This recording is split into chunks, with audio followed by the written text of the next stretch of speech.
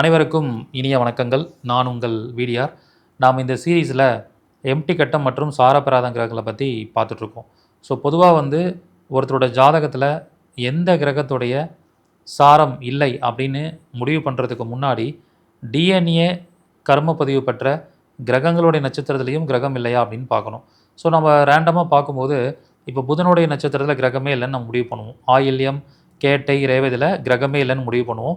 அப்போ புதனோட நட்சத்திரத்தில் கிரகம் இல்லைன்னு நம்ம சொல்லிடுவோம். ஆனால் புதனுடைய கர்மப்பதிவு நட்சத்திரத்தில் கிரகம் இருக்கலாம். அது புதனோட கர்மப்பதிவுன்னு பார்த்திங்கன்னா ரோகிணி, உத்திரம், பூராடம் இதில் கிரகம் இருந்தாலும் அது புதனுடைய நட்சத்திரத்தில் கிரகம் இருக்கிற மாதிரி நம்ம எடுத்துக்கலாம்.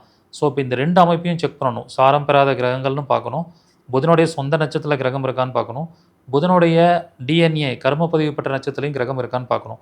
இது ரெண்டுலேயும் கிரகம் இல்லைன்னா அப்போ அந்த கிரகத்தோட காரகத்துவங்கள் அவங்களுக்கு பாதிப்படையும்.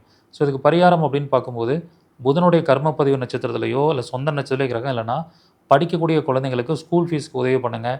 அவங்களுக்கு தேவையான ஸ்டேஷ்னரி பொருட்களை வாங்கி கொடுங்க.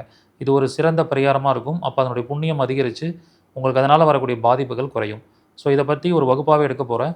இந்த வகுப்பு ரூ. 786 கட்டணத்தில் 3/5/2026 ஞாயிற்றுக்கிழமை மாலை 6 மணிலேருந்து 9 மணி வரைக்கும் நடைபெறும். விருப்பம் இருக்கிறவங்க முன்பதிவு பண்ணிக்கலாம். நன்றி, வணக்கம், வாழ்க வளமுடன்.